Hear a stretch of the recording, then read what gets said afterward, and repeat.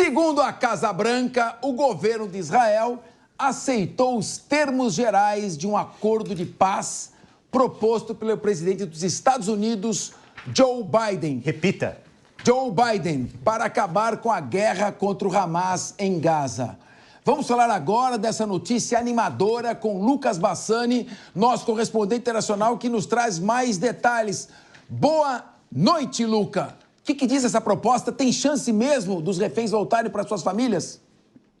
Boa tarde, Capeza, a todos que nos acompanham. Essa notícia ela vem da Casa Branca, mas até agora não foi confirmada por Israel. Vale a gente mencionar que, inclusive, falas contrárias a essa afirmação americana foram divulgadas no último final de semana. E aí a gente vê um dilema colocado sob a mesa de Benjamin Netanyahu, que tem que escolher entre a sua permanência no governo e um acordo de cessar-fogo para saber como prosseguir. Vale a gente ressaltar que na semana passada os americanos vieram apresentar um novo acordo de cessar-fogo que seria feito em 3 etapas. A primeira delas, um cessar-fogo imediato de 6 semanas, além de novas negociações para a libertação dos reféns em troca de prisioneiros palestinos em prisões israelenses. E a partir da segunda e terceira etapa, com a libertação dos reféns sequestrados pelos terroristas do Hamas, nós teríamos já um encaminhamento de como Gaza seria administrada no pós-guerra por uma coalizão provavelmente de países árabes e aí o término completo deste conflito. Ao mesmo tempo, nós vemos que internamente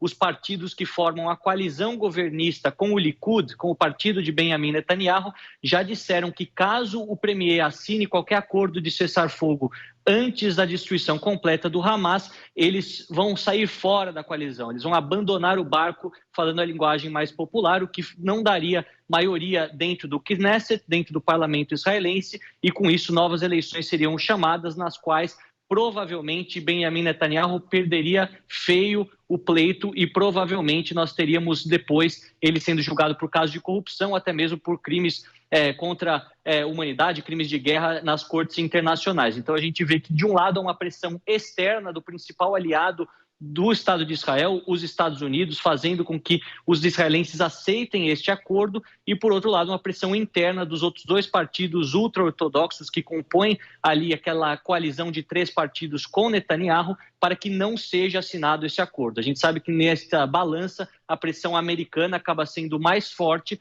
mas considerando a permanência no poder e todas as acusações que caem sobre Netanyahu, tanto internamente quanto externamente, pode ser também fator preponderante para o premier tentar prolongar a guerra e não aceitar qualquer acordo neste momento, como nós vemos até agora. Olha, é preocupante, a gente acha que desse jeito fica difícil sair um acordo.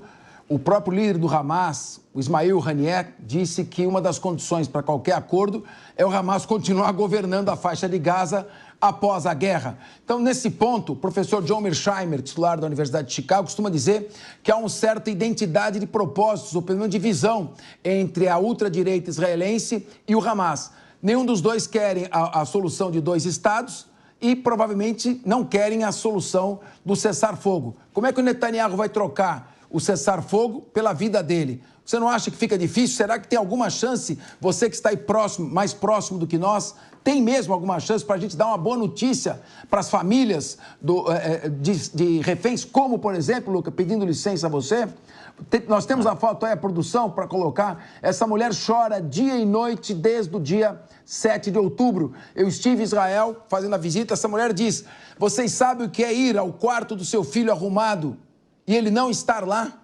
Então, essas famílias, é para elas que tem que ter a prioridade máxima de voltar esses jovens vivos. Você dá alguma esperança para nós? É possível ter uma expectativa e não só uma esperança? Tudo depende, Capeza, de quão forte será a pressão norte-americana. Nós sabemos que quem dá sustentação a Netanyahu e também, de certa forma, todo o apoio militar aos israelenses é os Estados Unidos, que em algum momento, durante esses meses, pela queda de popularidade de Joe Biden perante os grupos mais progressistas nos Estados Unidos, até ameaçou cortar o envio de armamentos, depois voltou atrás, mas de fato a pressão americana que vai decidir, já que Benjamin Netanyahu sabe que precisa desses ativos militares para concluir a guerra. A chance do Hamas vencer a guerra ela é nula. Nós sabemos que Israel controla, assim, grande parte da faixa de Gaza, que a administração do Hamas no pós-guerra dentro deste enclave, ela é praticamente impossível, se nós considerarmos até mesmo todas as atrocidades cometidas, até mesmo dentro do mundo árabe, desconsiderando países radicais, fundamentalistas como o Irã, ou até mesmo o Catar, que financiam o terrorismo internacional. Os demais países árabes moderados, Egito, Jordânia,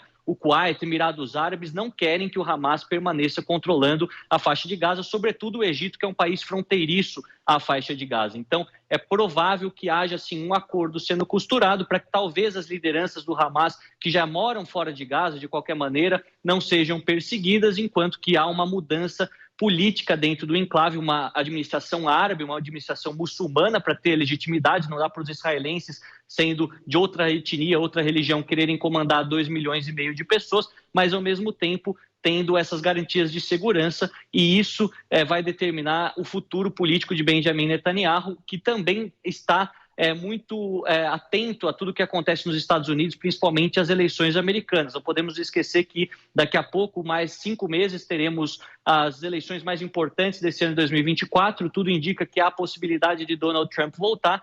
Trump, um forte aliado e grande amigo de Netanyahu, e que poderia dar uma sobrevida política, até mesmo mudar completamente o paradigma dessa guerra para caminhos que nós ainda não conhecemos. Então, ele também espera essa questão eleitoral, assim como Volodymyr Zelensky aqui na Europa, dentro da Ucrânia, para saber qual será de fato o apoio americano, seja para um conflito, seja para o outro, já que os americanos são tão importantes nesse quesito bélico, nesse quesito militar no mundo. Luca Bassani, muito obrigado a você. Nós voltamos aqui com o nosso debate